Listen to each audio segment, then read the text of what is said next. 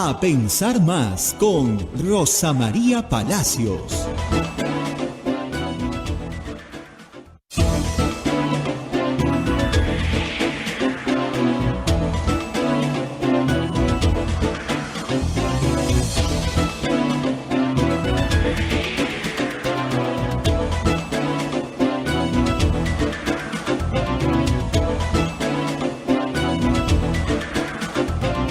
Señoras, señores, muy buenos días, bienvenidos a Pensar Más con Rosa María Palacios. Hoy 19 de mayo del año 2023, estamos listos para compartir lo último en la información y también disfrutar de una buena entrevista que Rosa María Palacios realizó sobre un tema muy importante que hay que tomar en cuenta porque en cualquier momento lo modifican: la extinción de dominio. Pero antes vamos a escuchar el agradecimiento a nuestros anunciantes que tienen la gentileza de poner la publicidad en nuestro programa. Adelante y buen día, Rosa María. Muy buenos días, Abel. Muy buenos días a todos nuestros oyentes en el Perú y en el mundo. Estamos transmitiendo desde Lima para todos ustedes. Y antes de comentar todo lo que hay que comentar, pues primero tenemos que cumplir con los auspiciadores. La Maestría en Gerencia Social de la Pontificia Universidad Católica del Perú invita a profesionales de diferentes disciplinas a participar del proceso de admisión. Informes en Facebook, @PUCMGS, o al teléfono 993-028-464. Urbánica. Diseñamos y construimos viviendas que te conectan con la naturaleza y que generan bienestar para tu hogar. Si deseas conocer nuestros proyectos de Punta Hermosa y Miraflores, o si tienes algún inmueble donde quisieras construirlos, podemos asociar también. Escríbenos al WhatsApp 948-242-747 o 998-999-201. ¿Cansado de perder horas en la gestión de tus procesos contables, administrativos y financieros? Simplifica tus procesos y ahorra tiempo y dinero con ERP Contanet, el sistema 100% peruano que lleva a tu empresa al siguiente nivel. Visita www.contaperuglobal.com o llama al 914-749-050. Palestra Editores presenta su más reciente publicación, Justicia Climática, Vulnerabilidad y Protección. Una contribución importante a la discusión sobre la justicia climática y su relación con los derechos humanos y la distribución de recursos. Sin duda, una lectura fundamental para aquellos interesados en la ética y la política del cambio climático, así como para aquellos que buscan soluciones justas y equitativas para abordar este problema global. Encuentra este título en palestraeditores.com y en las principales librerías del país desde el 15 de mayo. Palestra, 26 años dedicados a la educación. Y usted también nos puede ayudar, por supuesto. Como siempre, les recordamos que lo único que tienen que hacer es capturar el QR que aparece en la pantalla. Lo he probado yo varias veces. Sale así, en el YAPE sale Radio Santa Rosa. Y usted hace su donación chiquita, no tiene que arruinarse por ayudarnos, ¿no?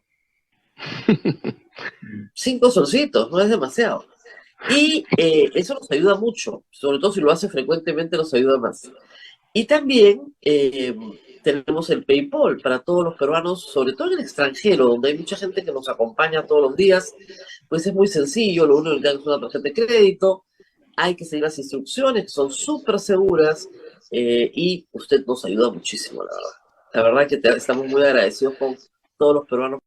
Así es, muchísimas gracias a todos los peruanos que entran al PayPal. Gracias, Radio Santa Rosa. Les agradece bastante. Y todos los que entran al YAP, al Plin, a todos los aplicativos, de verdad estamos muy, pero muy agradecidos a cada uno de ustedes. Muy bien, la noticia, 10 de la noche. 10 de la noche, mientras usted quizá ya cabeceaba, el Parlamento, ¿qué decidió? Blindar a los niños. Voy a llamar niños entre comillas por respeto a nuestros niños. Blindó a los niños, mandó al archivo la acusación constitucional contra los legisladores de Acción Popular, blindado Raúl Doroteo, Elvis Vergara, Jorge Flores y Darwin Espinosa, libres de polvo y paja. 37 votos a favor para Doroteo, 39 para Elvis Vergara a favor, Jorge 38, Jorge Flores, Darwin Espinosa 37. En contra, entre 42 y 43 votos. y pocas abstenciones, ¿no? Así que todo el informe de acusación presentada por Lady Camones y sustentada por Norma Yarrow se fue al archivo. Hay que recordar que estos señores congresistas están acusados por haberse coludido con el expresidente Pedro Castillo, ¿no? Y de integrar una organización criminal para recibir obras a cambio de ¿qué?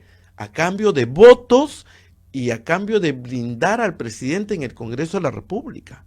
Esa es la acusación que tienen. Pero el Congreso, obviamente, a las 10 de la noche, ¿qué hizo? Los protegió, los blindó. Y también hay que decir que a las 11 de la noche, ¿recuerdan ustedes la elección del señor Josué Gutiérrez como defensor del pueblo? El congresista Carlos Anderson y el congresista Eduard Málaga habían presentado una moción para reconsiderar la votación. A las 11 de la noche les dijeron, no pasa, 82 votos. Dijeron, ahí nomás se queda, todo tranquilo. O sea, nada que ver. Así están las cosas. Lo que sí ha preocupado bastante y han tenido que reconocer es un reportaje que sacó la cadena de televisión RTV de España. La televisora española sacó un reportaje donde la periodista entrevista a 2 delincuentes metidos en el tráfico de drogas y la tal ilegal. Y estos delincuentes le dicen a la periodista, le dicen que ellos reciben armas alquiladas de la Policía Nacional. O sea, la periodista le pregunta, ¿y quién le da las armas? La policía. Nos alquila, no nos vende, nos alquila. Y ayer el señor jefe de la policía ha tenido que reconocer que esto es cierto.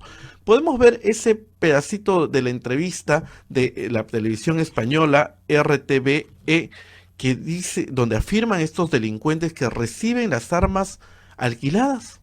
Adelante. Ustedes tienen armas, claro. Nos proveen a nosotros. ¿Y quién les provee de armas? La misma policía. La misma policía les provee de armas. ¿Se las compran ustedes? No, te alquilan. Se alquilan. Ahí está.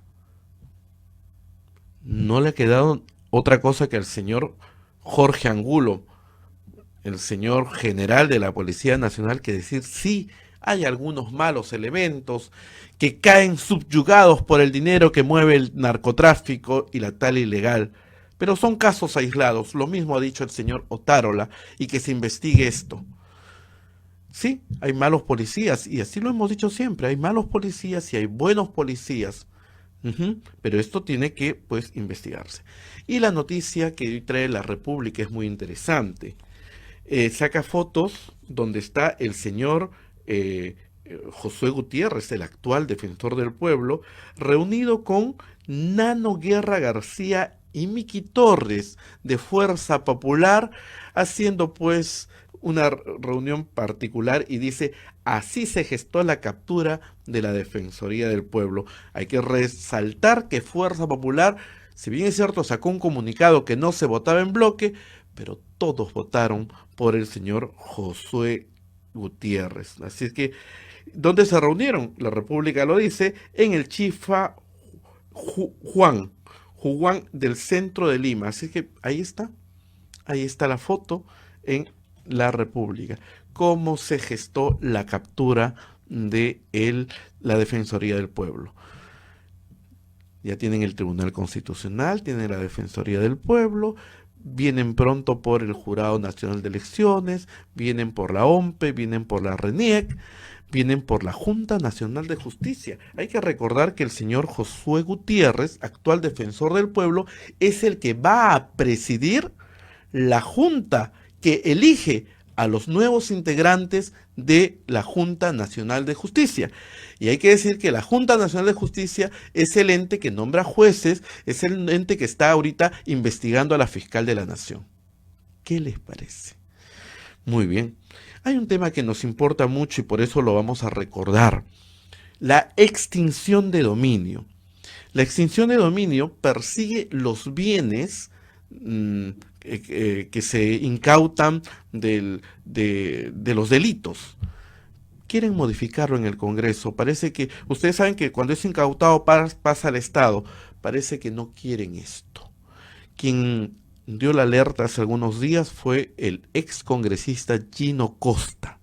Rosa María le realizó una interesantísima entrevista que usted escúchela, porque para que entendamos todos qué significa la extinción de dominio y qué está en peligro. Adelante, por favor. Así es, estamos con el doctor Gino Costa para hablar de varios temas políticos, pero por supuesto para hablar de este tema de la pérdida de dominio o la extinción de dominio, una herramienta que se incorpora no hace muchos años al derecho peruano para perseguir los bienes productos de actos criminales. No persigue a las personas, persigue a los bienes. Y los bienes pierden la titularidad que tienen y pasan al Estado. Como él ha estado siempre vinculado a estos temas y ha estado dando la alerta desde hace varios días, vamos a hablar sobre esta materia. Doctor, gracias por estar con nosotros nuevamente y explíquenos. José María, ¿cómo te va? Sería bueno que le explique al público qué cosa es la pérdida de dominio, desde cuándo está en nuestro sistema, cómo se usa y cuáles son los riesgos del proyecto de ley promovido por el fujimorismo en el Congreso. Buenos días, Rosa María, un gusto estar nuevamente en tu programa. Gracias por la invitación. Mira, la pérdida de dominio se aprobó por decreto legislativo en agosto del 2018. Y viene funcionando desde entonces con bastante éxito. ¿En qué consiste?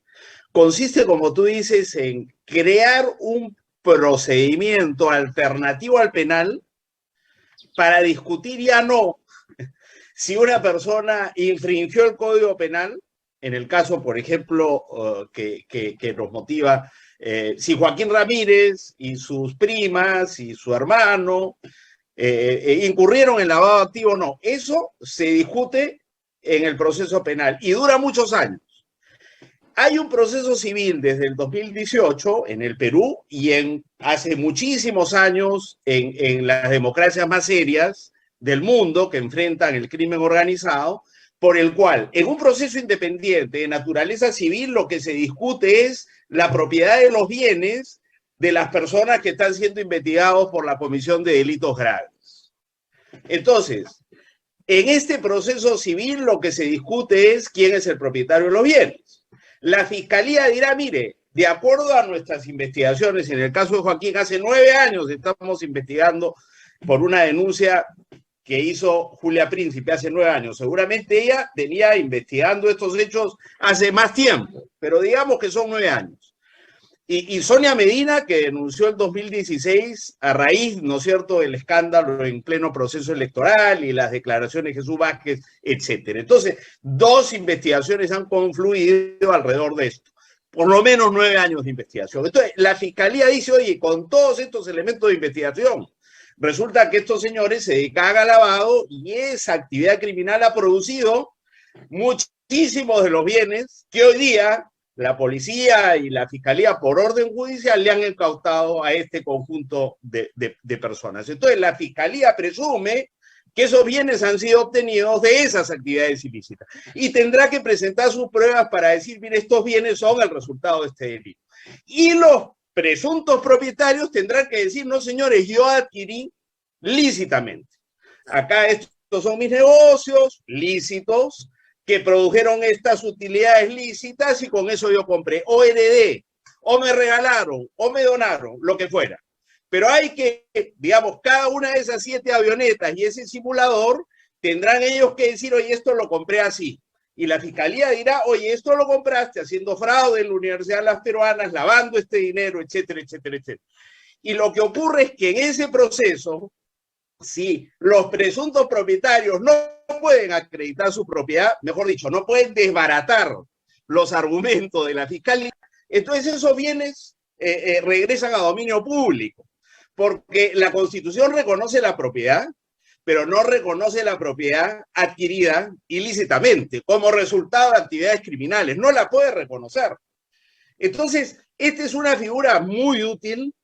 Se estableció, como te digo, en el 2018, se ha creado un subsistema judicial y fiscal ¿no es cierto? Hay hay jueces en todo el país, me parece que son 23, y 3 salas, una en Lima, una en Trujillo y una en Arequipa, de segunda instancia, solo para ver estos casos, especializadas en eso. Y hay fiscales especializados en las mismas jurisdicciones. Y esto ha venido funcionando muy bien desde 2018 y se han, digamos, recuperado 660 millones de dólares hasta ahora en más de 600 procesos judiciales. Ahora, o sea, hay quien podría decir, y yo he leído esto y llama la atención, ¿no? Incluso el procesado puede ser absuelto del delito de lavado, pero no recupera la propiedad de los bienes. ¿Por qué? Hay que explicar esto. ¿Por qué? Bueno, porque se presume que esos bienes provienen de actividades ilícitas, pero imaginando que ese no fuera el caso, si, digamos, esos propietarios no pueden acreditar que los bienes fueron adquiridos lícitamente, no tienen cómo demostrar que los ingresos lícitos y otras actividades, ¿no es cierto?, son las que llevaron a la adquisición de esos bienes, entonces esos bienes no tiene el Estado por qué reconocerlos como propiedad válida. Para que entienda la gente, la carga de la prueba está en el imputado, no en la fiscalía, porque de acuerdo a la ley, si tú tienes un desbalance patrimonial que no puede justificar el bien que tienes, ese bien no es tuyo, punto. Exacto. Y la carga de la prueba para demostrar que tú no tienes desbalance patrimonial es la del propio imputado. O sea, que él es el que tiene la carga de la prueba.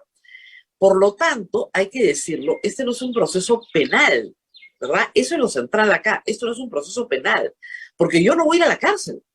No sé si en 10 años me condenen o no, pero lo que yo no puedo tener en esta sociedad y en este estado es un bien cuyo origen yo no pueda acreditar. Eso es lo que me está diciendo la ley, ¿verdad? Exacto. Ahora, déjame hacer una aclaración. En sentido estricto, no se trata de inversión de la carga de la prueba, porque en los procesos, digamos, normales, penales, es la fiscalía la que tiene que presentar todas las pruebas. Y el otro se defiende, el imputado se defiende. En este caso, lo que hay es una cosa que se llama la carga dinámica de la prueba. Es decir, la fiscalía dice, presumo que por estas investigaciones y por estos elementos, y el propietario tendrá que decir, usted presume mal, porque esto yo lo compré así, así, así, y acá están, digamos, yo puedo acreditar que compré honestamente y lícitamente. Entonces, digamos, es muy importante por 2 razones. Uno, porque golpea, estamos hablando de crimen organizado, no es que, digamos, esto se le pide explicaciones a cualquiera sobre su propiedad. Entonces, en el marco de investigaciones muy complejas como esta, que tiene casi una década, ¿no?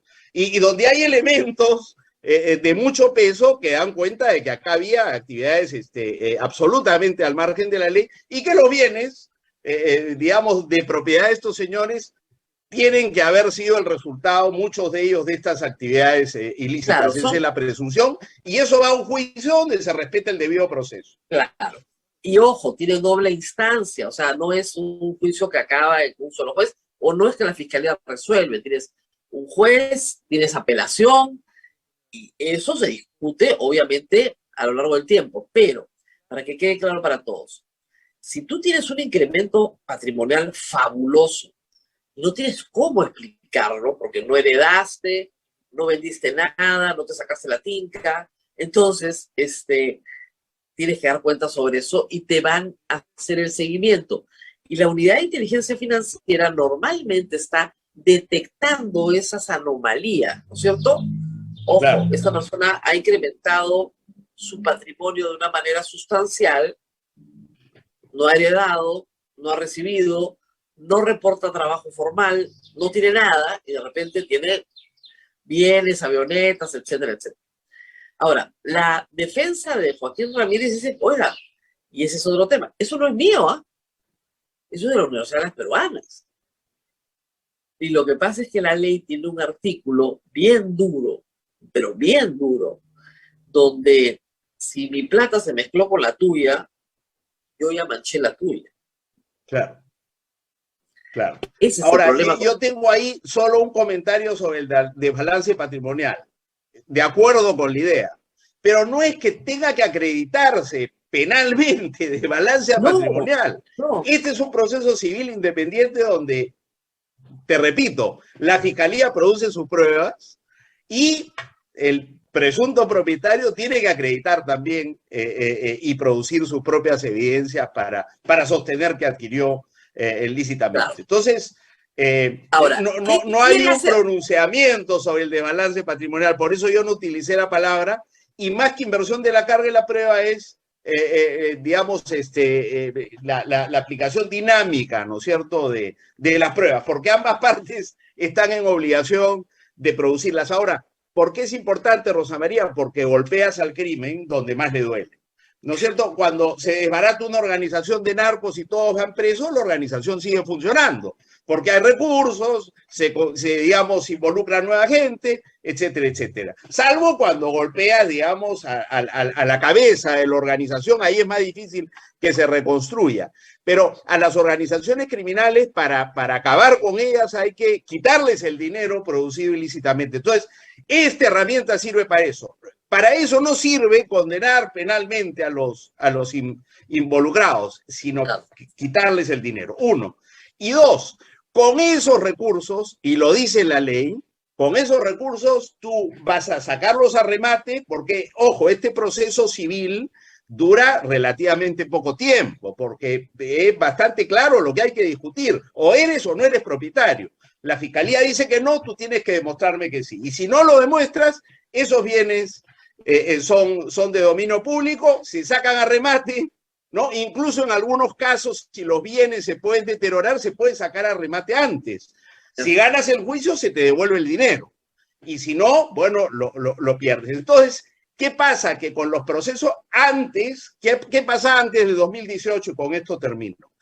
El 2007 tuvimos una primera ley de pérdida de dominio y se hizo un ajuste el 2012, ¿no? Pérdida de dominio, no extinción de dominio. Y la lógica con la pérdida de dominio era, tú terminas el proceso penal e inicias, digamos, la recuperación de dominio para el Estado, si es que has ganado el proceso penal. Y no había un subsistema especial.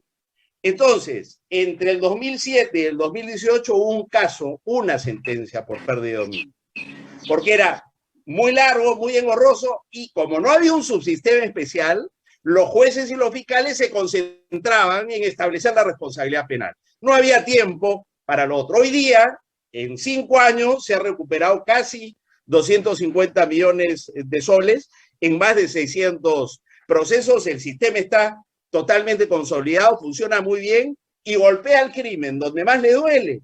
Y los recursos que se obtienen sirven para fortalecer a las fiscalías contra el crimen y la corrupción, a la policía especializada, a las procuradurías, por supuesto, y al subsistema judicial especializado en esto, en crimen organizado y demás. De manera que es la herramienta perfecta, además, para darle al Estado los recursos con que hoy no cuenta y fortalecer su capacidad de seguir produciendo buenos resultados como este. De manera que es una herramienta...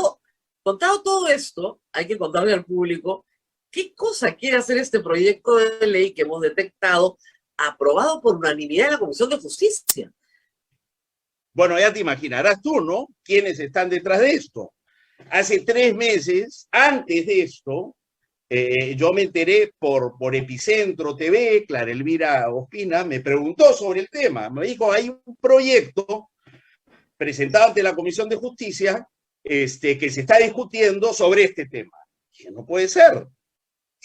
Yo ya sabía, porque cuando esto se aprueba acuérdate, había un proyecto en el Congreso, pero como no salía, se metió en las facultades del año 2018, cuando Vizcarra había asumido el poder, con el premier Villanueva, y esto salió adelante. Pero cuando pasó a Constitución, el grupo de control constitucional quiso observar, pero estaba muy fresco, lo del caso Lava Jato, los principales imputados, casi que tenía nombres propios. Digamos, este lobby para bloquear esto tenía nombres propios. Y eso no pasó.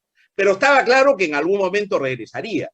Lo que esto indica es que ellos sabían del proceso contra Joaquín Ramírez y sabían que esto se venía. ¿Por qué? Porque quien presenta el proyecto para modificar la extinción de dominio es la bancada de Fuerza Popular. Solo ellos firman. Esto hace 3 meses, cuando no se sabía nada del caso. Hace un mes, el 16 de mayo, se aprobó, como tú dices, en la Comisión de Justicia, con 12 votos a favor y 4 abstenciones. Con el propósito de tirarse abajo. ¿Por qué? Porque ¿qué cosa es lo que dice básicamente la norma? Que tú necesitas un pronunciamiento penal sobre responsabilidad penal antes. O sea, esto nos retrotrae al 2007 y a un sistema que no funcionaba. Eso es lo que se quiere hacer. Sería una barbaridad que eso ocurra. Yo espero que esto no prospere. Ahora, pero con ese dictamen... Lo han hecho muy sigilosamente, ¿no? Porque la nota de prensa del Congreso es: lo incautado ya no era al Pronavi, sino al Ministerio Público. Ese es el objeto de la ley. Pero luego, cuando tú ves lo que han cambiado, en las partes de las definiciones, donde dicen la pérdida de dominio por actos ilícitos, o sea, bienes obtenidos en actos ilícitos, ponen ilícitos penales. Entonces, solo pueden ser penales. Hasta que no tengas un pronunciamiento penal, no puedes incautar nada.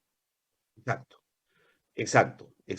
No significa ahora que digamos, los ilícitos no sean penales, porque narcotráfico es un ilícito penal, pero no tiene que haber un pronunciamiento sobre la responsabilidad penal en el narcotráfico. La ley dice, oye, son 2 procesos independientes.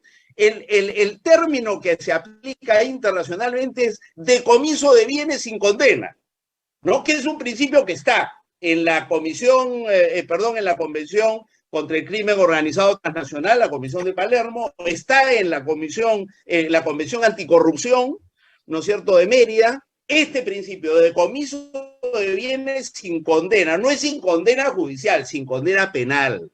Entonces, lo que ocurre es que tú necesitas, por supuesto, un pronunciamiento judicial, si no, sería el mundo de la arbitrariedad, que a cualquiera le quitan su propiedad. No, tiene que haber un juicio en la vía civil, con el debido proceso, el derecho de defensa y todo lo demás. Pero ahí, si no se acredita que adquiriste lícitamente y no puedes desbaratar, digamos, los elementos y las evidencias que tiene la Fiscalía, pierdes tu propiedad. Hay algo más. Los difuntos, por si acaso, no pueden ser procesados porque están muertos, pero sus bienes sí pueden ser sujetos de estos procesos. Es decir, a los herederos se les puede decir: disculpe, señor, ese bien que usted está heredando fue adquirido de manera ilícita. Por lo tanto, pasa a dominio del Estado. Y yo creo que así también es, hay otro cliente que está preocupado por el tema.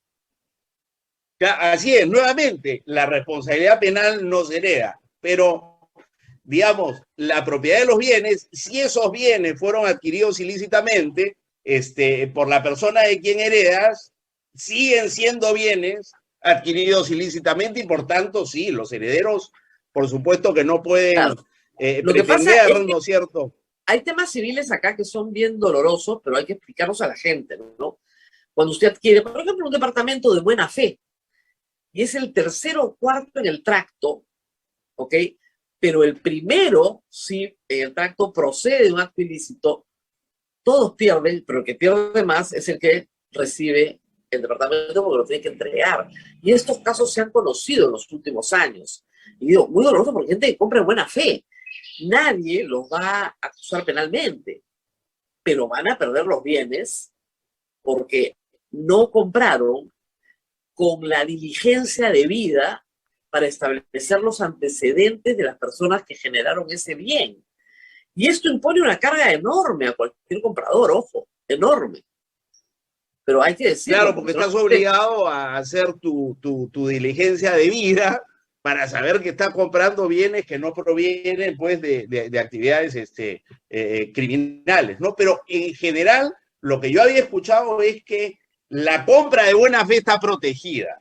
Pero claro, lo que tú señalas es hasta cierto punto nomás. Hasta cierto punto. ¿Cómo te defiendes? Porque no nos consta que a usted no es parte, ¿no es cierto?, de una serie de transferencias sucesivas en las cuales usted es parte de la organización.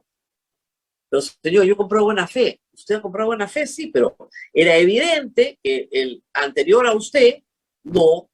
Entonces, si hemos probado que el anterior usted no compró de buena fe y se lo vende usted, lo más probable es que usted sea parte de la organización. ¿Por qué? Porque en este tipo de crímenes los bienes pasan por muchas manos, justamente porque están bajo el dominio del de atrás, pero van a pasar por, pensemos pues en Toledo y Ecoteva, ¿no? O sea, Lógico. de Odebrecht a Maiman, de Maiman a Confiado, de Confiado a Ecoteva, de Ecoteva al comprador, o sea, es un tracto gigante. Lo mismo que se hizo para ocultar el origen del dinero, se hace con los bienes, por supuesto, para ocultar el origen y de los bienes. Ahora, en la casa de la suegra, entonces la suegra dice, perdón, la casa es mía. No, mami, la casa no es tuya. O sea, déjate, o sea, ese es el tema, la casa no es tuya. Tú lo has comprado de buena fe. Ahora, lo interesante, Rosa María, es que el sistema se estableció muy rápido, es decir, se aprobó el decreto legislativo y el Poder Judicial al mes siguiente.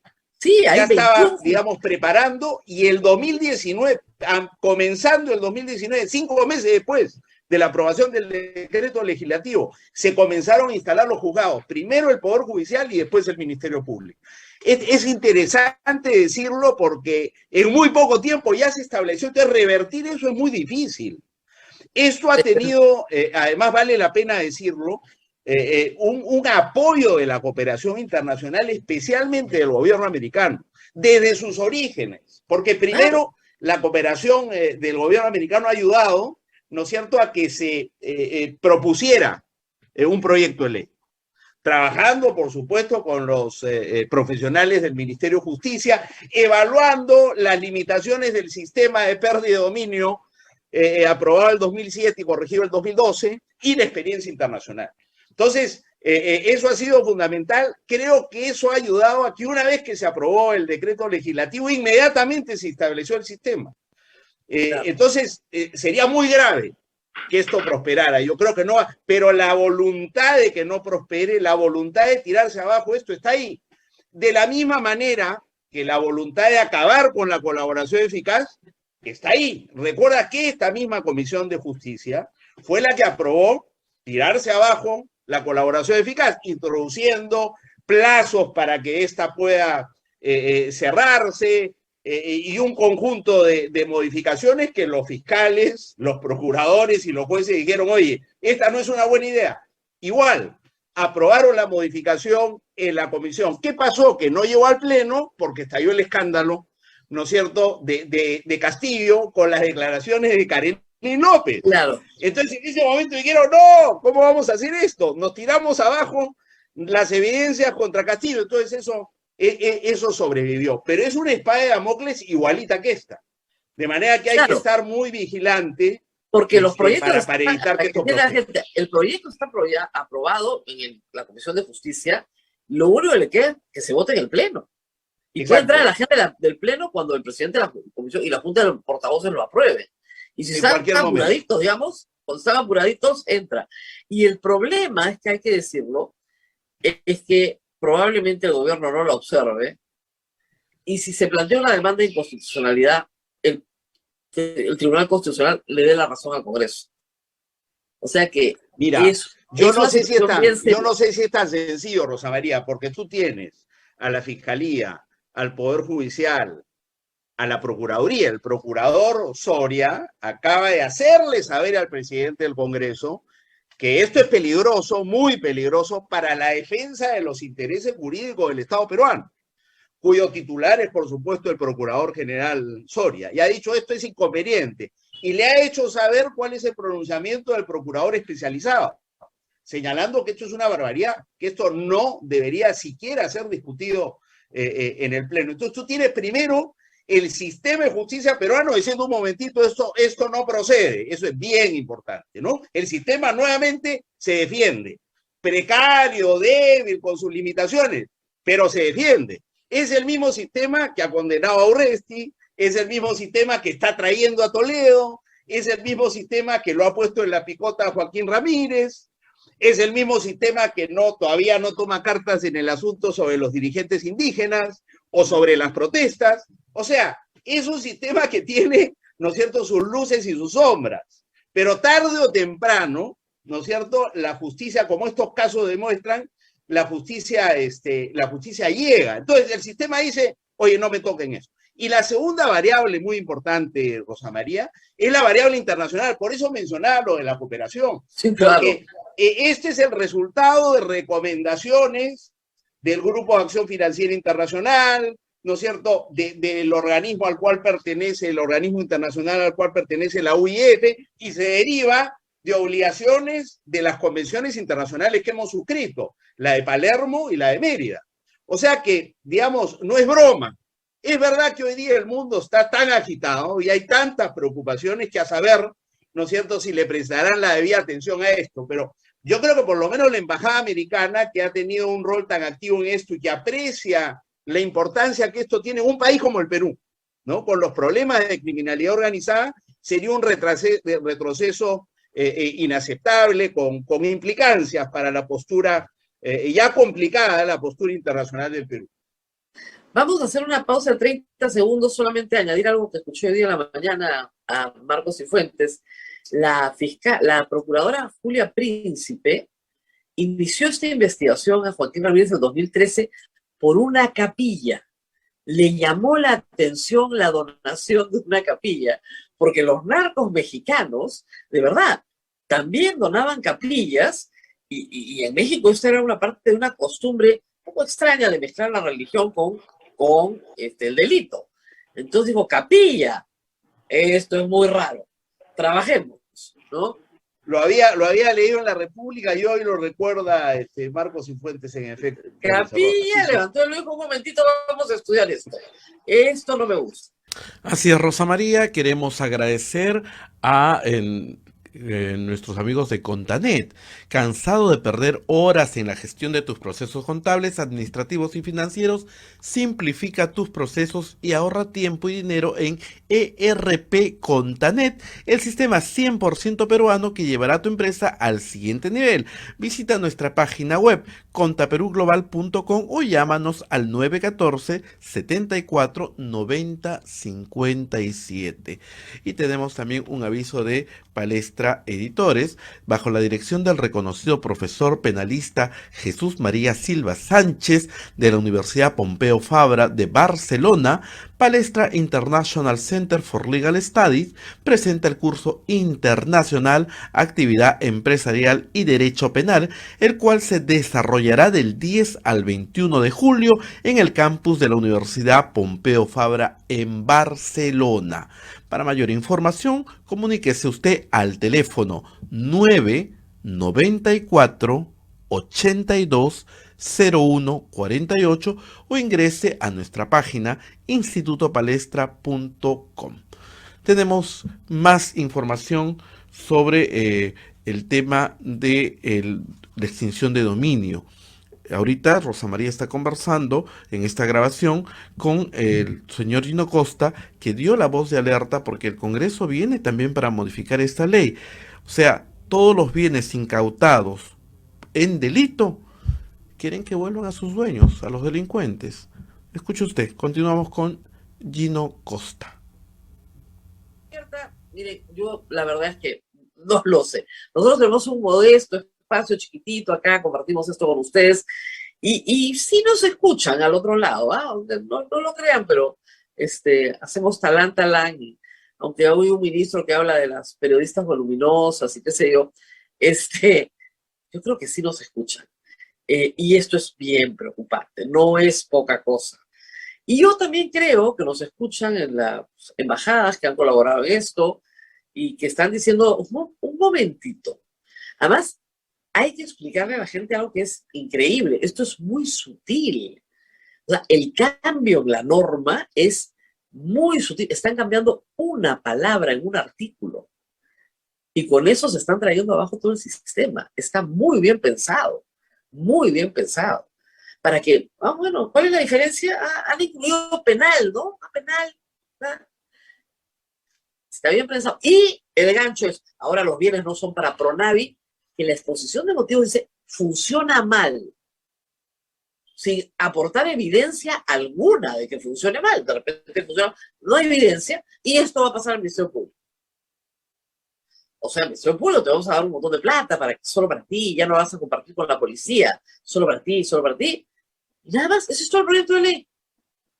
O sea, hay que decir, como reitero, que si alguien no sabe de lo que estamos hablando, puede ser efectivamente sorprendido, ¿eh? O sea, si no hablamos de este tema, de repente hasta en el pleno, sí, no, es un mejoramiento, una cosita, un detalle, ¿no? Y se están tirando abajo todo el sistema. Bueno, hay que decirlo, hay intereses también en el Congreso, ¿verdad? Intereses mercantilistas bastante claros. Bueno, mira, hay razones para que este tema sea de interés nacional y, por supuesto, de los principales medios con más entusiasmo con el que lo han abordado. Primero, porque, digamos, es un caso de naturaleza criminal de la primera importancia. Lo ha dicho el ministro del Interior, probablemente es el caso de lavado más grande en la historia, ¿no? Para empezar, ha dicho que después del caso Orellana, yo creo que este es un caso, por las cifras que se han dado, más grande que el caso Orellana. Entonces, por ese solo hecho ya es importante, pero además tiene vinculaciones con la política, porque, digamos, se sostiene que Joaquín Ramírez y su gente han tenido el apoyo político de la señora Keiko Fujimori y el señor Figari también. O sea, con nombre y apellido, solo 2 personas, no todo el partido, 2 personas, que serían las responsables del apoyo que le ha dado la bancada y el partido, protegiendo a este señor Ramírez, que nunca ha sido investigado, que tampoco hay una iniciativa para investigarlo ahora. La iniciativa que hay en el Congreso, mira tú, es para interpelar a los 2 ministros que han salido en conferencia de prensa a decir, ojo, este es un caso criminal de la máxima importancia y estamos colaborando con las autoridades como nos corresponde. Yo en mi vida he visto algo así. A ver, Dino Costa ha sido ministro de Estado. Cuando hay un caso grande, yo recuerdo a Alan García participando en la conferencia de prensa de los Sánchez Paredes, o sea, al presidente, ¿ya? Cuando hay un caso grande de una captura internacional, el ministro, por supuesto, que sale y rinde cuenta. ¿Cuándo no ha rendido cuenta? Pero parece que estaban muy contentos, es lo que me han dicho a mí, que el ministro de Justicia y el ministro de Interior estaban muy contentos y que tenían que disimular su alegría, porque tampoco pues, puede ser así, ¿no? ¿Qué es esto de salir a hablar de esto como si fuera un logro del gobierno? Y Fuerza Popular reconoce las imputaciones contra ellos porque dice, no se metan con nosotros, si nosotros somos parte de esa investigación, como el gobierno, a quien nosotros apoyamos, puede estar, digamos, mirando con esta simpatía un proceso que involucra a nuestra lideresa. Pero la otra razón, Rosa María, tiene que ver con el hecho de que estamos hablando de una universidad no licenciada. O sea, la protección política ha consistido en que no se metan con Joaquín, por supuesto, nadie se ha metido, ni siquiera todavía hoy, con él, pero además ha servido para, digamos, combatir a la SUNEDU que ponía en cuestión la viabilidad de alas peruanas, que era la herramienta principal utilizada para este mecanismo de lavado de activos. O sea, la universidad no era la única herramienta, pero a partir de la universidad hay grifos, a partir de la universidad hay escuela de aviación, a partir de la universidad hay todo este fraude, ¿no? Todo pasa por la Universidad Bamba últimamente. Entonces ahora sabemos que toda esta estrategia para acabar con Luneo tenía, pues, con la SUNEDU tenía nombre y apellido. No creo que sea el único nombre y apellido, porque había otros intereses, es decir, así como hay esta universidad con estos señores haciendo estas cosas, en algún momento se ha dicho que hay también presuntamente otras universidades que podrían... A ver, vamos a ponerlo en números. Son 49 universidades no licenciadas, privadas, no licenciadas. Tenemos, por ejemplo, el caso de la Garcilaso, donde el rector ganaba 2 millones de soles al mes. Ese era su sueldo. ¿Ok? Sí, efectivamente, legalmente es posible que una asociación sin fines de lucro bonifique de esa manera a sus asociados y a su rector, porque lo ha contratado para hacer un trabajo. Pero es un poco extraño, ¿no? Las cifras no, de nuevo, pueden levantar la ceja en la unidad de inteligencia financiera, citar a este señor y decirle, oiga, usted gana 2 millones de soles al mes por mi trabajo. ¡Ah, caramba! Lo que llama la atención y no puede ser justificado va a pasar por pérdida de extensión, por pérdida de dominio. Entonces, ese es el problema. No hay uno, hay varios. No, y el otro componente que hace esto una noticia de primera importancia es la aprobación en la Comisión de Justicia de una herramienta para acabar con la extinción de dominio en este momento, ¿no? Entonces, esas son las razones por las que es importante y debería ser discutido un poco más, y seguramente las razones por las que el tema no se aborda, ¿no es cierto?, como debería ser. Ahora, esto es simplemente darle el talán a todo el país para que no pase pues al Pleno. Ahora, si se aprueba esto en el Pleno, los votos de esa aprobación constituyen a futuro prueba plena de encubrimiento en caso, ¿no es cierto?, de bienes mal habidos en actividades ilícitas. O sea, que tengan mucho cuidado los congresistas, porque con el cuento de que no están sujetos a mandato imperativo, tampoco pueden darle protección al crimen organizado con sus votos en el Congreso. Es francamente ya, bueno, ya no hay nada de qué escandalizarnos, ¿no? Pero, o sea, esto es bien grave. Un elemento adicional que, digamos, que sostiene y le da solidez a esta investigación es el involucramiento, por un lado, de Julia Príncipe, ¿no? Por otro lado, de Sonia Medina, y en tercer lugar, el juez, el fiscal Salazar, que ha hecho muy buen trabajo, se archivó el caso, como normalmente ocurre con estos casos en 2017, y gracias a él se desarchivó y estamos donde estamos. Y todo esto con la colaboración, no eficaz, con la colaboración internacional de la DEA. Recuerda que, ahora, digamos, la DEA es la policía antidroga de los Estados Unidos. Porque es curioso, se le está procesando por lavado, pero no por narcotráfico. En ningún momento se hablaba del delito de narcotráfico. Ahora, la conducta del señor Joaquín Ramírez en las redes sociales ha sido bastante curiosa, porque su principal preocupación ha sido decir que las avionetas no son de él. Las avionetas no son mías, las avionetas. Oiga, señor, le están decomisando casa con piscina, ¿no? Terrenos. Las avionetas no son mías, las avionetas. Cálmese, señor, no es. O sea, y lo demás, lo demás no importa, pero las avionetas no son mías. Entonces es casi como a confesión de parte, relevo de prueba, ¿no?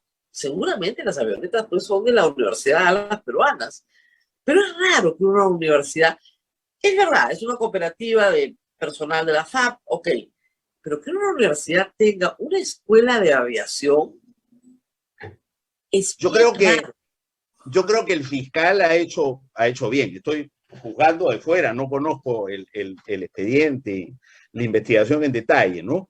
Pero me da la impresión de que ha hecho bien en ir por donde es más fácil ir, que es demostrar el lavado de activos. Y no complicarte con tener que sostener y fundamentar todo el delito precedente que sería el narcotráfico.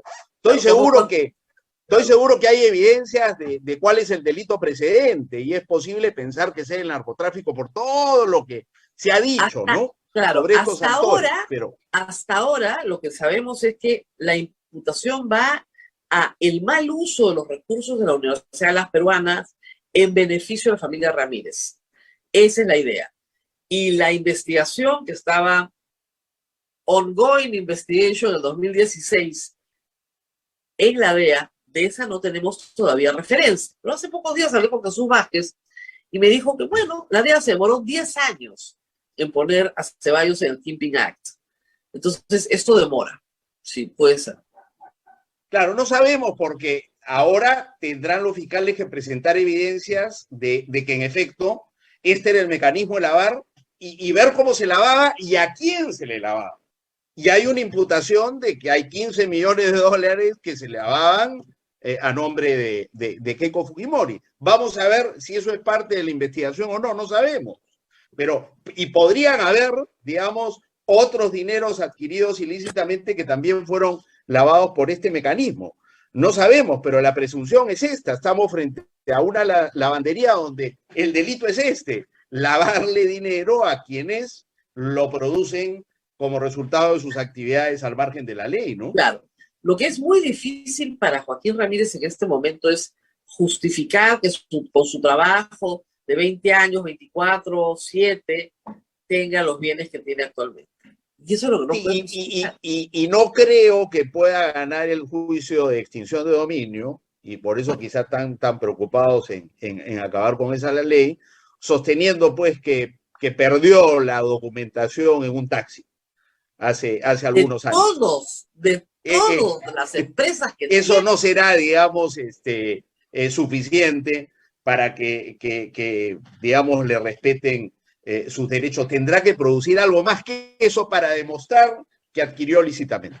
Sobre todo Claro, frente a las evidencias que ya ha dado a conocer a través de los medios. ahora, La lo que pasa fiscalía, con ¿no? los relatos, cuando los políticos quieren hacer un relato dramático de su pasado para conmover, a veces se les pasa la mano.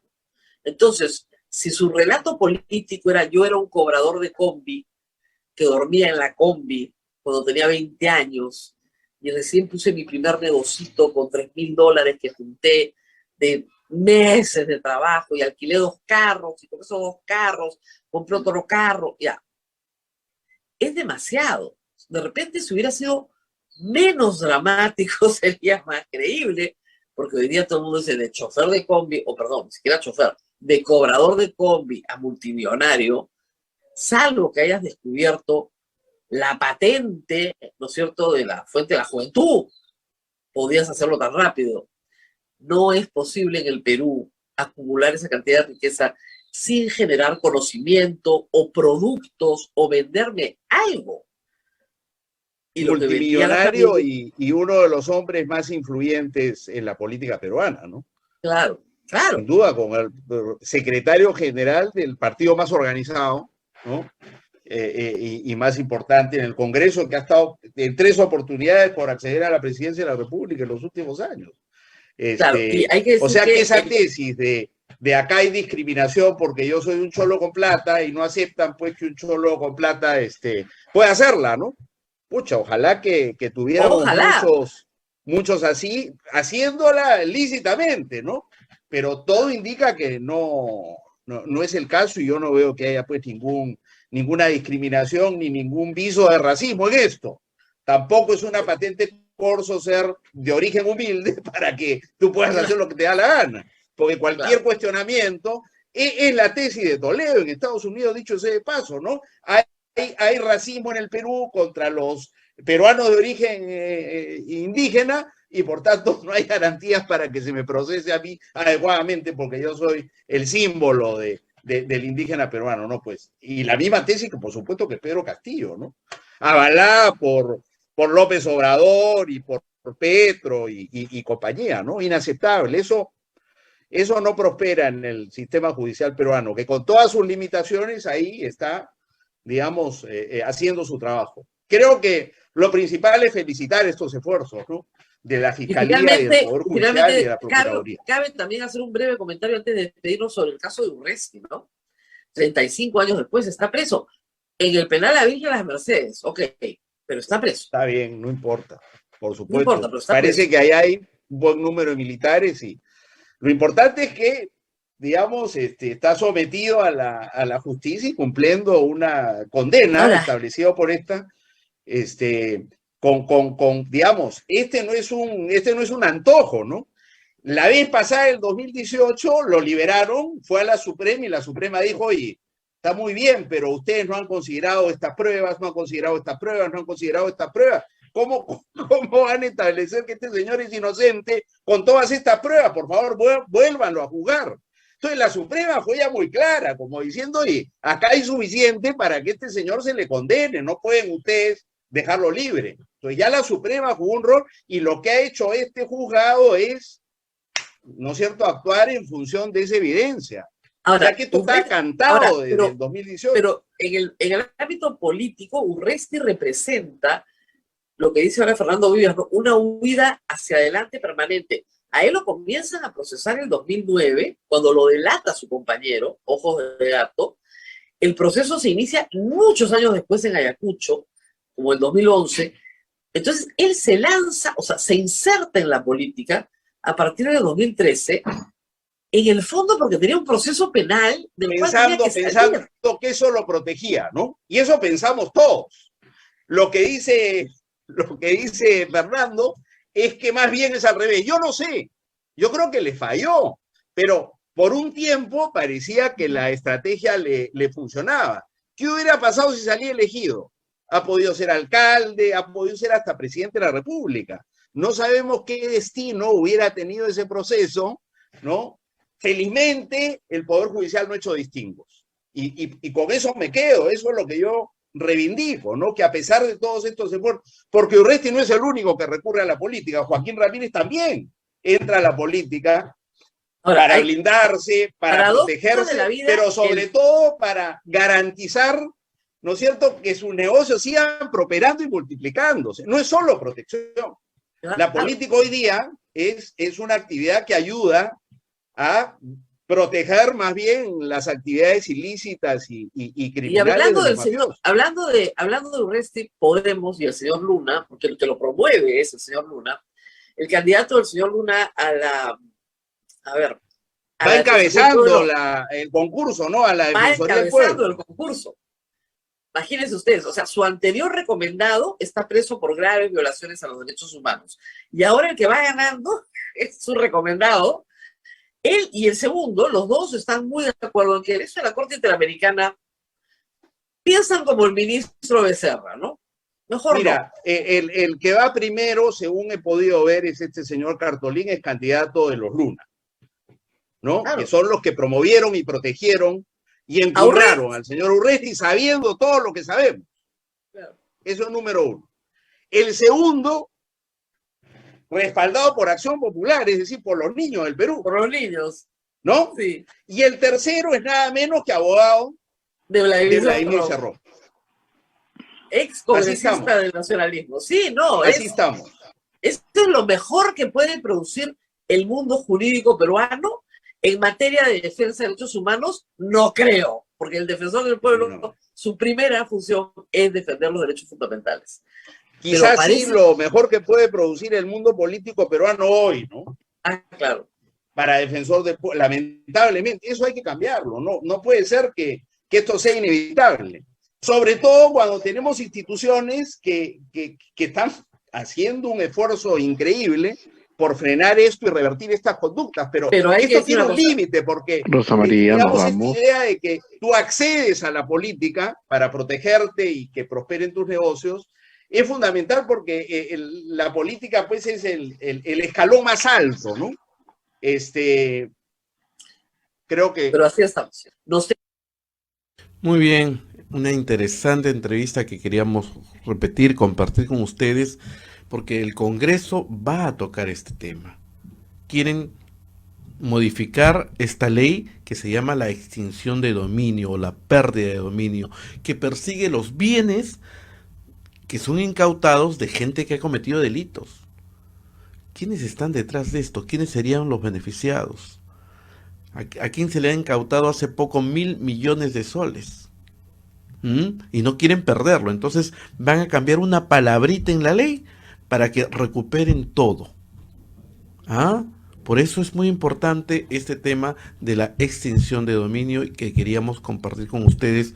Y Gino Costa dio la alerta hace algunas semanas. Muy bien. Nos han pedido que pongamos la foto del Diario de la República. ¿La tenemos? Sí. La foto del Diario de la República que lleva por título "Así se gestó la captura de la Defensoría", y esta foto es del 30 de enero, 2 semanas antes de que Perú Libre formalice la candidatura de Josué Gutiérrez a la Defensoría del Pueblo. En la foto ustedes ven al señor Josué Gutiérrez, al señor Nano Guerra García y Miki Torres de Fuerza Popular. Son los dos hombres claves de Fuerza Popular que se reunieron en el Chifa Juan del centro de Lima.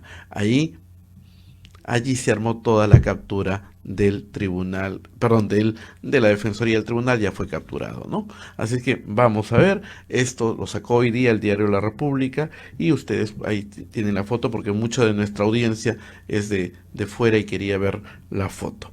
Muy bien, vamos a la pequeña pausa que tenemos y volvemos con otro tema muy interesante. Y para los que están preguntando cuándo retorna Rosa María hoy día está en Roma, este fin de semana está llegando a Lima y el lunes ya estará con nosotros en vivo y en directo. Pausa y volvemos. Estás escuchando A Pensar Más con Rosa María Palacios. 9 de la mañana con 1 minuto. Usted está en A Pensar Más con Rosa María Palacios desde Radio Santa Rosa para todo el Perú. Y lo que vamos a escuchar es una entrevista, una breve entrevista que Rosa María le realizó a la señora Nancy Arellano. La señora Nancy Arellano es fundadora de la institución Bene Activa, una institución que reúne, que agrupa a venezolanos, ¿no? Y la señora Nancy Arellano nos va a contar lo difícil y lo caro que es salir legalmente o tener la documentación legal, porque en nuestro país se da un plazo a los venezolanos para ponerse de manera legal. Escuche usted. Adelante con la entrevista con Nancy Arellano. Muy bien, estamos con Nancy Arellano para hablar de otro tema que tiene una implicancia mundial, el tema de la migración y en particular la migración venezolana al Perú. Muy buenos días, Nancy, gracias por estar con nosotros. Yo quería empezar poniendo algunas cifras que me has compartido previamente sobre de cuánta gente estamos hablando indocumentada, como dice el señor Otárola, o cuáles son los grados de indocumentación en la migración venezolana. ¿Qué cifras tenemos para poder entender la magnitud del problema y el esfuerzo administrativo que se va a demandar si se quiere documentar a todos? Porque presumo que ese es lo que está proponiendo el gobierno en estos instantes. Empecemos con los números, Nancy. Gracias. Hola, Rosa María. Bueno, primero que nada agradecerte el espacio. Yo creo que este es un tema que primero que nada no se puede olvidar que hablamos de personas. Cuando hablamos de indocumentación, allí hay que ser muy claros, ¿no? La indocumentación significa que la persona no tiene documentación del país de origen. Se trata de personas cuyo Estado ha fallado en emitir la documentación. En el caso venezolano, lo primero que tendríamos que aclarar es que por los acuerdos de movilidad humana que había en aquel momento, te estoy hablando de 2017, 2018, donde todavía Venezuela era miembro activo del Mercosur, no había pasado, o sea, pasó el proceso de suspensión en el 2018, pero por Mercosur, así como los peruanos y peruanas se mueven en la región con su DNI, los venezolanos, al igual que los colombianos, se movían con su cédula de identidad, con la gran diferencia de que la cédula de identidad es un documento que no se emite fuera del territorio nacional. Es decir, la gente que se movió solo con la cédula. Si la asaltaron, si extravió la cédula, si el documento se dañó, si fue víctima de alguno de los fenómenos naturales de la región, si estuvo involucrado en el tema de los huaicos, si perdió la casa en un incendio, etcétera, perdió la documentación. Entonces, allí la responsabilidad está del Estado de origen para dotar de documentación accesible a las personas. Y allí Venezuela ha fallado estrepitosamente. El pasaporte es el pasaporte más caro del mundo, uno de los más caros, en $320. Demora muchísimo tiempo, hasta año y medio, que lo obtengas. La cédula de identidad es un documento que no se emite fuera del territorio. Y en eso, bueno, tenemos una de las causas de por qué hay venezolanos sin documentos. Además, hay que decir algo, la cédula tiene vencimiento 10 años. Correcto. Y van a comenzar a vencer, inevitablemente, porque no hay plazo que no se cumple. Y fácil, más de 2,5 millones de personas en la región se encuentran identificadas solo con cédula de identidad. Entonces, ahí hay un riesgo latente. En el Perú, por punto de control migratorio, según la información que ha dado Migraciones, y de hecho hay hasta un reporte de 2020, 2021 con cifras 2020, donde se habla de 47% de los extranjeros ingresaron a territorio con cédula de identidad, lo cual representa, insisto, una cifra bastante alta, donde se tiene que convocar a Venezuela a emitir los documentos para sus nacionales. Eso no quita que el Estado peruano tiene una responsabilidad para con sus connacionales y en el manejo de la política migratoria, y que por tanto los procesos de regularización migratoria para la obtención de documentos hábiles para operar dentro del Perú, y el documento hábil para operar dentro del Perú es el carnet de extranjería, y otros documentos como los permisos temporales de permanencia, que ayudan a avanzar los procesos de regularización migratoria. ¿Cuántos permisos temporales de permanencia se emitieron? Mira, en el PTP 1 y 2 emitieron alrededor de 427,000 documentos. Entonces Eh, no se logró cubrir el íntegro de la migración venezolana tampoco, y eso no lo logró hacer el bueno, Estado peruano. ojo, no es menos cierto que también hubo unos flujos de entrada y salida. O Ok, sea, hasta el periodo 2020, los movimientos migratorios fueron aproximadamente 1,5 millones de entradas y unas 800.000 salidas de ok, territorio.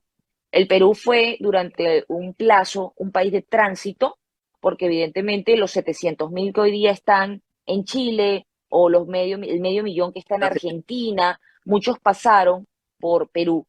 Estamos hablando de que fíjense que las cifras no son perfectamente asimilables. ¿Por qué? Porque también ha habido un tráfico irregular de migrantes que se ha dado por zonas controladas por mafias y por traficantes de migrantes, los conocidos coyotes, que también operan hacia Norteamérica y que reflejan pues una realidad de migración insegura, desordenada e irregular en la región. Ahora, la llamada, digamos, del 2017 era justamente, como vamos a tener la presión inevitable, porque eso es una población que está migrando por razones económicas, hagámoslo de forma Y ordenada. humanitaria, Claro, esto y tiene que humanitaria. entrar, claro.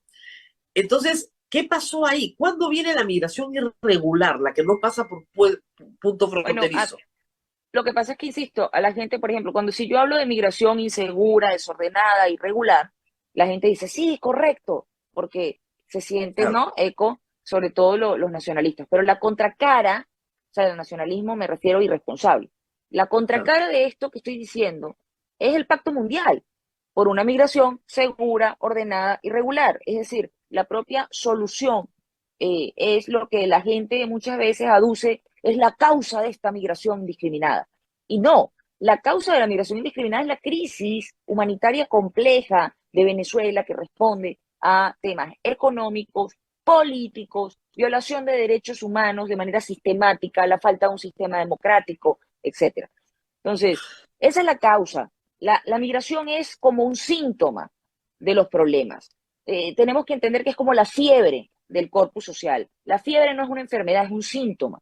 La migración es un síntoma de los problemas. Entonces, no podemos nosotros pretender solucionar el tema apagando los síntomas sin atacar la causa real, Claro. porque no va a ocurrir, no va a ocurrir. Y Ahora, atacar la cuando, causa real es muy difícil porque, digamos, el Estado peruano y los estados de la región no van a ir a una guerra contra Venezuela. Se, no, yo no me refiero en sentido bélico, ojo, me ya, refiero, me refiero, cuando digo atacar la causa, me refiero literalmente a, por ejemplo, si estamos hablando de un tema de indocumentación, ¿verdad? ok, Estamos hablando de exigir en el marco de la política consular, que aún se mantiene, mira, aún en guerra, los consulados cumplen con el deber de protección de sus nacionales, aunque no haya relaciones políticas, aunque no haya relaciones diplomáticas en pero el Venezuela no ha sentido. tenido ninguna atención a sus nacionales fuera de, o sea, en el Perú Bueno, es ninguna. que hemos tenido todo el tema de la propaganda del tema de vuelve a la patria, los Claro, planes de retorno voluntario, que hay que tener mucho cuidado porque no se está configurando un escenario de retorno seguro. O sea, cuando los países pasan por conflictos y ya se determina que el conflicto cesó, que la causa cesó, Naciones Unidas determina que el país es un país de retorno seguro y se implementan entonces programas de retorno voluntario que van con el acompañamiento técnico, por ejemplo, de la OIM. Eh, Nosotros no estamos viendo que se configure ese escenario y creo que hay que ser muy responsables en decirlo, porque ahorita se está hablando del corredor humanitario, que si se va a armar el corredor humanitario en Chile, el canciller acaba de salir diciendo que se van a hacer ahorita el tema de los retornos aéreos, pero que bueno, el tema del corredor por tierra va a demorar meses porque los países tienen que ponerse de acuerdo. Más allá de ponerse de acuerdo los países, tú no puedes obligar a la gente a retornar en contra de su voluntad, pero además tienen que garantizar que el país de origen, en efecto, ya cesaron las causas, porque si no lo que vas a tener es más flujos desordenados,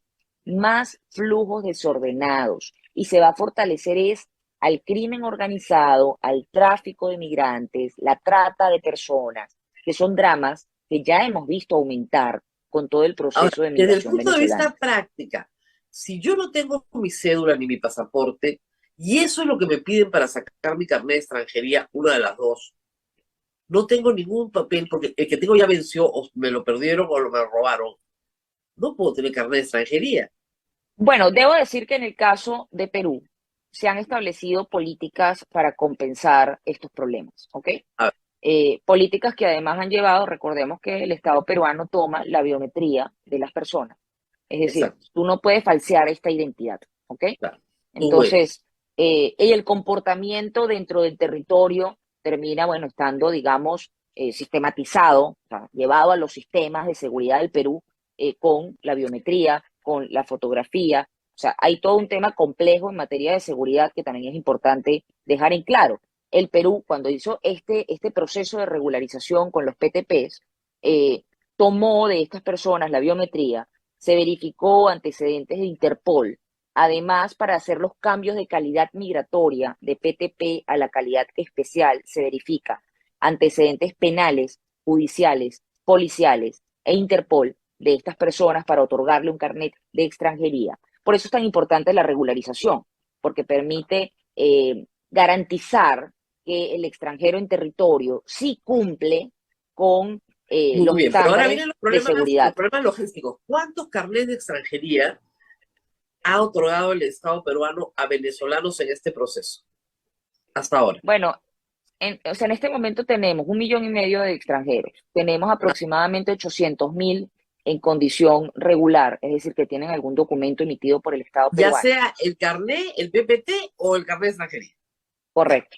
El PTP ya técnicamente no está vigente. Estas personas debieron haber pasado a la calidad especial. Tenemos más de 300 y tantas mil calidades especiales. Hay gente que se fue de los 427. Claro. Tuvimos todo el tema de la pandemia, que bien señalabas hace un ratito, que cerró frontera terrestre y que causó que mucha gente se fuese sin marcar punto de control migratorio. Por tanto, siguen estando en la base de datos como que estuvieran en Perú, Claro. vencidas, y no están. Eso también es importante resaltarlo. Y luego tienes los solicitantes de refugio. Y ahí quiero ser bien clara, porque cuando hablamos de 1,5 millones de personas, de 800.000 en situación completamente regular, tienes una cifra allí intermedia, que es 500.000 de personas, que técnicamente no son irregulares, porque son solicitantes de refugio. Le dijeron, Estado peruano, aquí estoy, por favor necesito protección. Fue el momento en el que se acabó la posibilidad del PTP, no había otro mecanismo de regularización. La gente ingresó a territorio por punto de control migratorio, una inmensa mayoría, y solicitó refugio porque su calidad migratoria era turista, y como Claro. turista no podía permanecer en territorio. Entonces, solicita refugio. Ahí hay 537.000. Parte de ellos después se acogieron al CPP. En CPP estamos hablando casi 350.000, que están dentro de estos 800.000 que estoy comentando, pero que también pueden estar siendo contabilizados. Algunos se solapan con los 537. Estos 537 que no son irregulares, no tienen documento algunos, porque lo que te digo, hay dos bases Porque además de datos. entiendo que el Estado peruano no ha emitido Se dejaron las... de emitir los carnets de No, solicitante de refugio. exactamente. Entonces, ¿cómo los vas a... Si no les das dando el carnet de solicitante de refugio, primer problema. Y segundo, no les han dado la categoría de refugiados, sino un porcentaje mínimo. Hay 5.000 y tantos refugiados. 5.000 y Ha habido tantos de 1,5 millones son refugiados. Correcto, pero estamos hablando de que hay un espacio allí, Rosa María, de beneficiarios de la calidad humanitaria. O sea, la Cancillería habilitó otro proceso para los solicitantes de refugio, que es la calidad humanitaria dentro del territorio. Pero ¿qué dificultades hay allí? Bueno, mira, una de las dificultades es que muchas personas no tenían las condiciones para generar sus procesos de solicitud de refugio de manera digital, porque no tenían celulares smartphone, porque no tenían laptop, porque no estaban conectadas a No puede. internet, etc. Y hubo mucho desorden en esas solicitudes y mucha gente perdió, por ejemplo, la contactabilidad, o sea, el correo electrónico a donde le llegaba la notificación de la humanitaria. Entonces, ahí tenemos todo un reto que, insisto, ahorita con las medidas que se están tomando, se abre un espacio para que aquellas personas que no han podido tramitar su no pudieron tramitar el PTP porque ingresaron después del 30 de octubre y es donde subieron las solicitudes de refugio. No pudieron tramitar el CPP, por ejemplo, después del Pero 010. mira, pero Nancy, mira lo complejo que es ya nuestro público estar completamente mareado. Mareado, sí, completamente. Mareado, porque el Estado peruano ha creado varias categorías sucesivas. El PPT, el CPP, el refugio, la calidad especial de Humanitaria. refugiado, el carnet de extranjería. O sea, tiene 5 calidades. Tienes varias calidades. Tienes la especial, tienes la calidad humanitaria. Ambas son, una es emitida por Migraciones, la otra es emitida por la Cancillería. Y después tienes las calidades regulares, trabajador, formación, etcétera, que se supone que describen oficio, profesión, ocupación o filiación de las personas. Y son las condiciones regulares. La calidad especial residente y la calidad humanitaria se supone que son personas que están o que necesitan de una especial protección del Estado peruano. La visa de trabajo regular, pero que esa necesita carnet de extranjería. Esa termina en un carnet de extranjería. Claro, todos terminan en un carnet de extranjería, salvo el CPP. Muy bien. Si todas terminan en un carnet de extranjería, yo he discutido esto hace poco con Ramiro Escobar, el otro conozco gracias a ti, que es, ¿cuántos carnets de extranjería emite al día nuestro sistema? ¿1.500 creo? Más o menos. 1.500 al día. Más o menos es la capacidad de lo que se puede emitir. Eso ya tendrías que verlo con Migraciones, porque la verdad no estaría al tanto de cuántas máquinas. Es una locura. O sea, si el señor quiere que en 6 meses todo el mundo tenga un carnet de extranjería, porque es lo que está diciendo en la práctica, o alguna calidad especial, entonces tú no puedes decirle a la gente, es un imposible jurídico, no le puedes decir a 500.000 de personas, necesitas un carnet de extranjería en los próximos 6 meses, pero solo saco 1.500 diarios. Sí, ahí hay un reto donde, mira, Cooperación Internacional está participando y es importante que se continúen esas labores de fortalecimiento del Estado peruano para la capacidad de respuesta. La voluntad, nosotros creemos que está allí, en el sentido de que hay miles de funcionarios que hacen el esfuerzo todos los días para poder trabajar todo este tema. Recordemos que ni Venezuela era un país acostumbrado a emigrar, ni el Perú era un país acostumbrado a recibir. Entonces, nada. Tenemos allí, pues, un reto que, insisto, no se puede perder de vista que las personas son personas, antes que nada. Segundo, no justifiquemos narrativas que no tienen sentido, que no tienen sustento estadístico. La delincuencia es delincuencia y todos estamos en contra de la delincuencia porque todos padecemos la delincuencia. La delincuencia no selecciona víctimas entre nacionalidades. La evidencia estadística es muy clara. O sea, sí. Lamentablemente, sí, hay que decir, los medios de comunicación tenemos una responsabilidad enorme porque nos encanta levantar los casos en los cuales está vinculado a un venezolano. Esos son los que queremos poner en primera plana. Entonces, basta que una persona, por casuística, reciba un bombardeo de información de 2 o 3 casos dramáticos, horrorosos, ¿no? Para que inmediatamente extrapole que todos los venezolanos son delincuentes. Y eso es algo que hizo, Hitler, ¿ya? No es una cosa que no se haya hecho antes. Basta con decir que un judío es avaro para que todos los judíos sean avaros.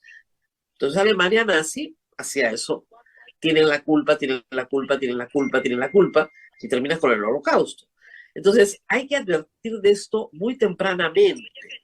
Cuando se estigmatiza a toda una población por la casuística de los que hacen algo efectivamente delictivo y condenable, entonces estás condenando a toda una población al estigma. Y eso es gravísimo, porque los peruanos perderíamos toda humanidad. La sociedad peruana no puede perder su humanidad.